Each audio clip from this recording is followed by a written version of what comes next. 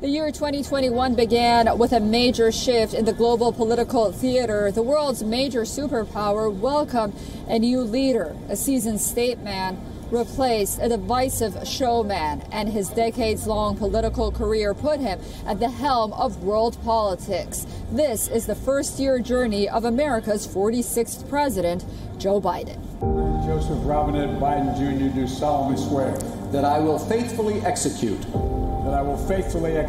the office of President. January 20th, 2021. And will, to the best of my ability, Joseph Robinette Biden Jr. take oath as the 46th President of the United States. The Constitution of the United Putting States. one hand on a treasured family Bible, which dates back to the 19th century.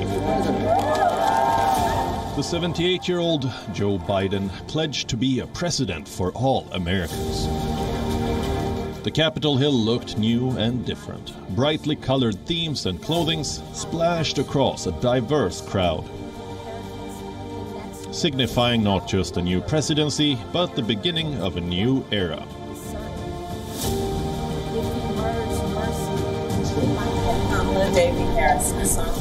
With the first ever woman vice president of color.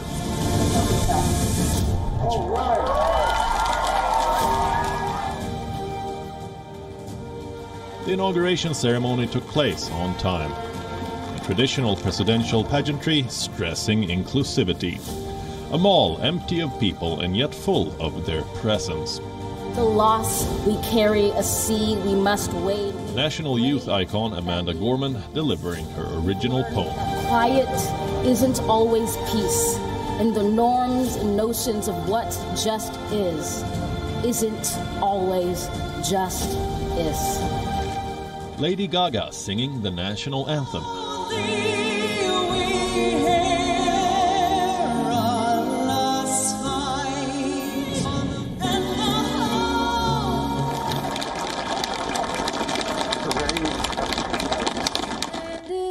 Jennifer Lopez riling up the crowd to get loud.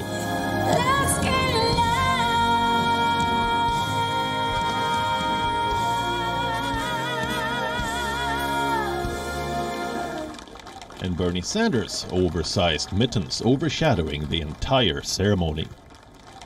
The inauguration of Biden's presidency uplifted the countrymen and spectators worldwide. Top political figures, former presidents, first ladies, and the family members made the diplomatic celebration a glamorous affair.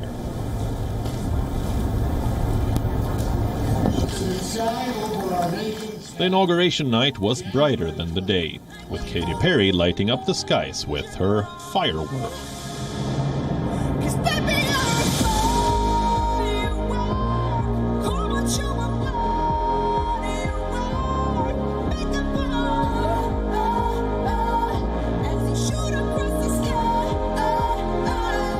America built of decency. It's built of decency and dignity, of love and healing, of greatness and goodness, of possibilities. This is a story that guides us, inspires us, and unites us today and always. So thank you for this honor. I will give my all to you. A president with a 50-year political career demanded a ripe, predictable, and seasoned cabinet. And President Joe Biden delivered on his promise to select a cabinet that reflected all of America. The 2021 cabinet was historic and one of the most diverse cabinets in American history. Joe Biden assumes America's top office and begins his first course of action by nominating members to his cabinet for a confirmation at the U.S. Senate. Biden had presented his picks back in November 2020, right after he was declared winner of the presidential election. It was an assembly of a history-making cabinet, the most diverse array of presidential counselors ever. A woman vice president of color. A foreign secretary with a decade-long experience. First ever woman as a Treasury Secretary. First Black American to lead the Pentagon. First openly gay Secretary of Transportation. first Latino and immigrant as the Secretary of Homeland Security, an Attorney General with 2 decades of experience, first ever Native American Cabinet Secretary, first Latino to lead the Department of Health and Human Services, former chair of Black Caucus as the Secretary of Housing, a high-profile Latino as the Secretary of Education, first African American as Chief of the Environmental Protection Agency, first woman of color to serve as U.S. Trade Representative, first woman to serve as Director of National Intelligence, first woman of color to chair the Council of Economic Advisors, and a veteran diplomat with a 35-year-long experience in several nations.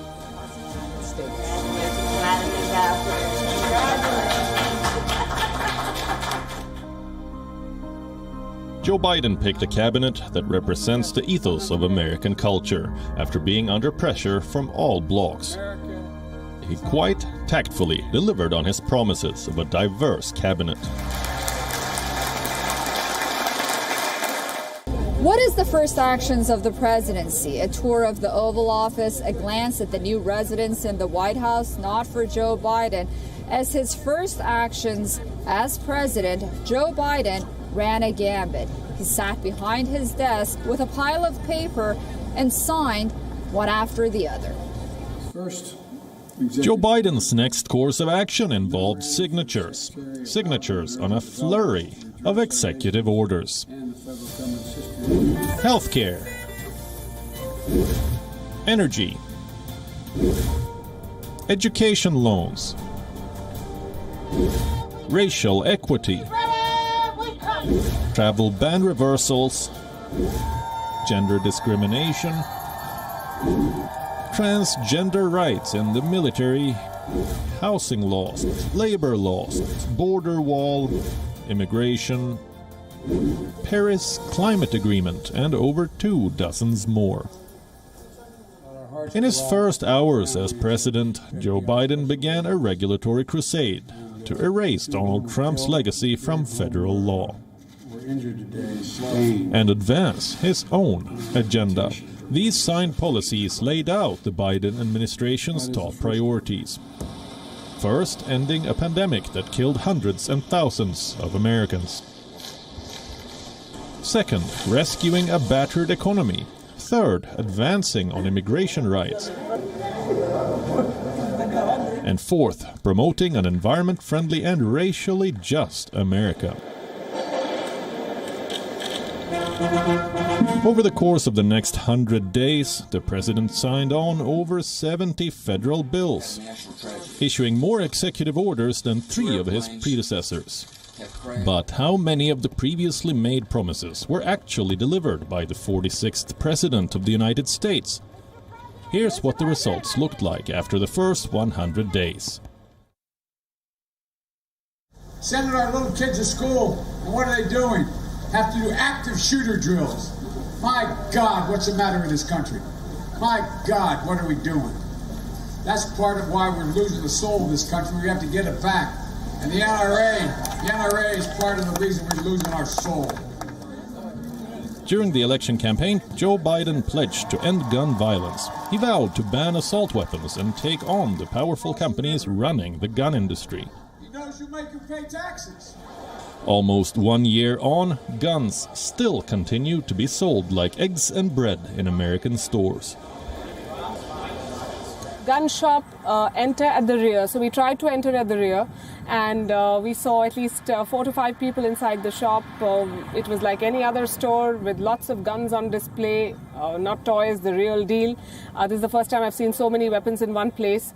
For sale, with price tags written on them, anywhere from $1,100 and upwards. And most shootings have become a weekly affair. The year 2021 is the deadliest year on record for mass shootings. There are more guns than people in America. President Biden is promising billions of dollars in funding for community violence intervention and programs to break the cycle of violence. A multi-layered response to curb a spike in violent crimes in America. It's included in Biden's social spending bill, which is still in limbo, while violence is still on the rise. Next, immigration. I'm approving an executive order to begin the hard work of restoring our refugee admissions program to help meet the unprecedented global need. It's going to take time to rebuild what has been so badly damaged, but that's precisely what we're going to do. This executive order will position us to be able to raise the refugee admissions back up to 125,000 persons for the first full fiscal year of the Biden-Harris administration. Joe Biden rolled back a bunch of discriminatory policies placed by his predecessor, introduced immigration policies in both houses, opened up pathways for citizenships for over 11 million undocumented immigrants, gave immigration paroles to hundreds and thousands of people, reunited separated families, but none of the promises and reassurances have made it to legal papers. All his attempts at immigration reform have failed to live up to its promise. Biden's Democratic Party failed to enact protections from deportation. These immigration proposals have been rejected twice by the end of 2021, with a narrow majority in the House and a 50-50 Senate. The intense polarization on immigration is dwindling, and there's little room left for remedial fixes, let alone aim for far-reaching systemic reforms promised by Joe Biden. Moving on to the next promise, economic growth. Fiscal investments, including deficit spending, are more urgent than ever. It's that the return on these investments in jobs, racial equity, will prevent long-term economic damage, and the benefits will far surpass the cost. The billionaire businessman president and the self-proclaimed quote-unquote jobs president inherited a strong economy in 2016. After an end to his one-term tenure at the White House, Donald Trump became the first ever president since Herbert Hoover during the Great Depression to have departed the Oval Office with fewer jobs than before.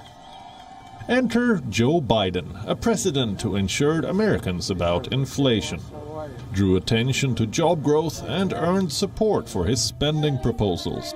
By the end of the first 10 months, the economy bounced back. GDP grew, jobs were added in millions. Wages went up and markets flourished. The number crunchers and fact-finders released their report cards, with an A+ result for the 46th president. The Bureau of Economic Analysis recorded a strong bounce back of GDP to pre-pandemic levels, and the report shows that the economy had continued to grow in 2021. According to the data collected by the International Monetary Fund, the US economy has grown compared to several major economies in the world, including the United Kingdom, China, and India.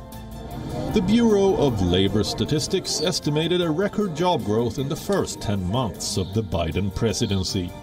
By October 2021, America had added over 5 million jobs in the country, the highest number of jobs created since 1939. And wages went up by 4.9% compared to 2020. And the cost of living has also risen by 6.2%, which is the highest in 3 decades. Americans are getting back to work. Our economy is starting to work for more Americans. Thanks to the economic plan we put through in Congress earlier this year and a successful vaccine deployment, America continues to add jobs at a record pace. In its historically strong recovery, unemployment rate has fallen again today, down to 4.6%. This included a substantial drop in unemployment for Hispanics, which was much needed. What is the biggest test for an American president? Uniting a polarized population, eliminating a crisis, adding jobs, improving health care? An American president is judged by the world for his decisions and actions, his expertise in foreign policy. And President Joe Biden's first year has been quite historic. Joe Biden's first year in office has been unpredictable. A mishmash between best of times and worst of times. With the arrival of a new presidency, the world expected a disciplined, predictable and sophisticated relationship with the United States. That would have been inconceivable in January. The era of diplomacy by tweet was replaced by seasoned public servants. Biden's team was a group of experienced mainstream figures. Almost all the nations, allies and foes alike, expected a smooth and strong foreign policy operation. Especially after Joe Biden's America is Back announcement on every global stage. Well, first of all, I'm letting them know that America's back. We're going to be back in the game. America is back. Ready to lead the world. America is back. Diplomacy is back. The opening weeks of the Biden presidency was all about diplomacy and foreign policy. The new administration launched lofty ideas to transform America's relationship with the rest of the world.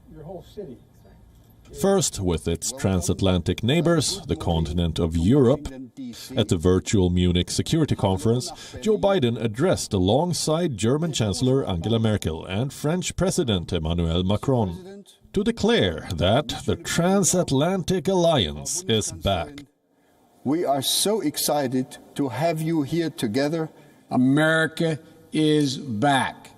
The transatlantic alliance is back. And we are not looking backward. We are looking forward together. That President Biden has made this one of his earliest multilateral engagements speaks to the importance we place on close cooperation with our allies and partners in the Indo-Pacific. Like I said, I wish we were doing this together. Within weeks of his inauguration, President Biden connected with all significant democratic leaders, including Japan, South Korea, Australia, and India.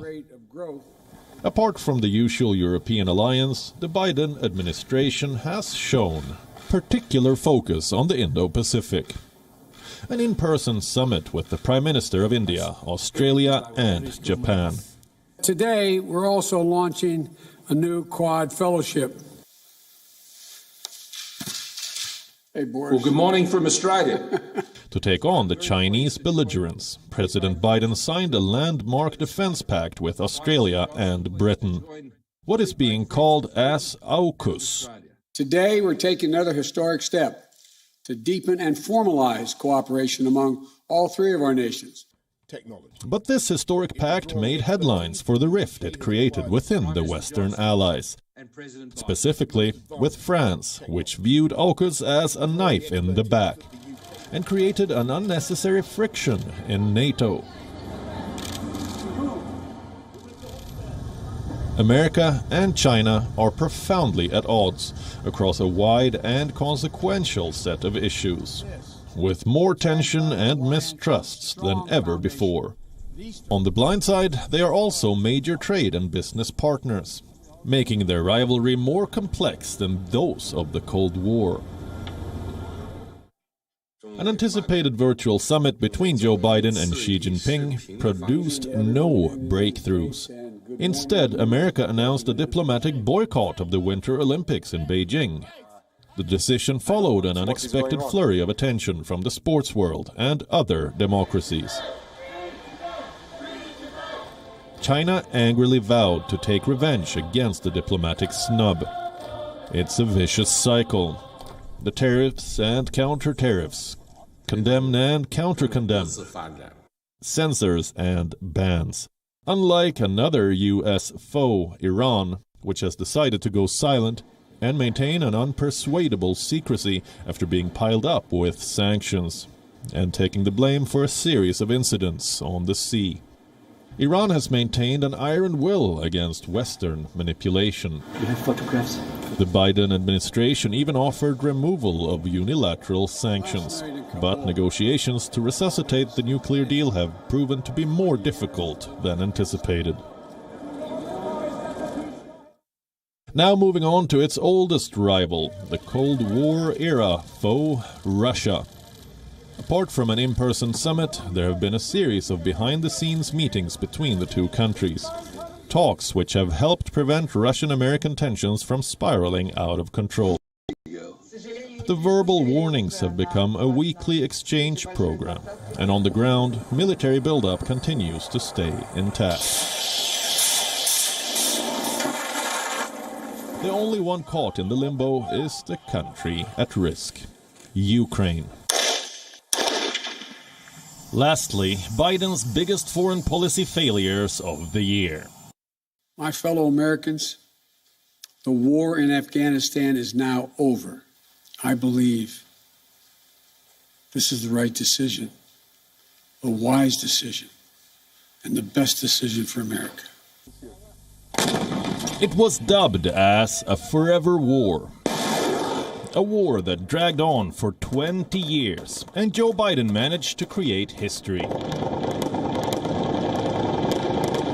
The final act of America's withdrawal from Afghan soil became an unforgettable event of the year. Kabul fell without resistance.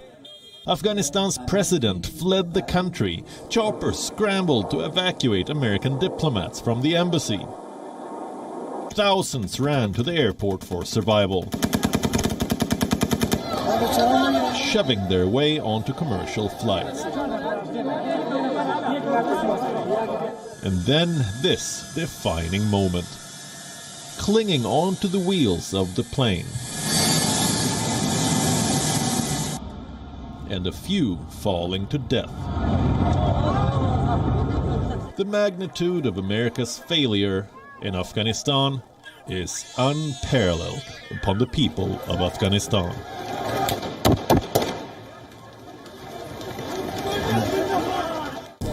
Joe Biden owes a great deal of his presidency to the younger population, Gen Z and millennial voters in particular, and the lifeline of this generation functions on social media. So in order to bridge this generational gap, the young team behind the 78-year-old politician decided to harness the power of social media. Amid all the politics, gaffes, taunts, and threats, all the wins and all the fails, Joe Biden got one thing right: social media. But how has the oldest president of America aced the millennial tool of internet? Thanks to his young, all-female communications team, who managed to make the 79-year-old presidency look like a popular social media star. Do we get it? You got it.